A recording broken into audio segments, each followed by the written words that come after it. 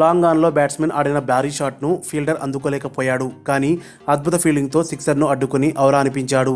భారీ షాట్ ఆడిన batsmen England cricketer James wins కాగా మైమనిపించే ఫీల్డింగ్తో అదరగొట్టింది న్యూజిలాండ్ మాజీ కెప్టెన్ బ్రెండన్ మెక్కలం. అభిమానులు కనువిందు చేసిన ఈ దృశ్యం బిగ్ బాస్ లీగ్లో బ్రిస్బేన్ హీట్, సిడ్నీ సిక్సర్ల మధ్య ఆదివారం జరిగిన మ్యాచ్ చోటు చేసుకుంది.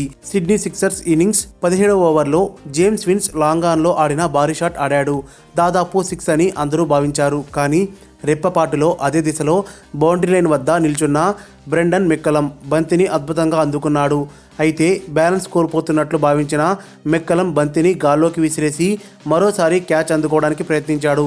ఈసారి కూడా బౌండరీ రోప్పై పడతారని భావించి బంతిని మైదానంలోకి నెట్టేశాడు.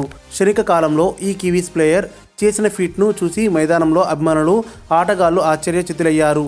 బౌండరీ విషయంలో సందిగ్ధం నెలకొనడంతో ఫీల్డ్ అంపైర్, థర్డ్ అంపైర్ సమీక్ష కోరగా మెక్కలంకు ఫేవర్గా వచ్చింది.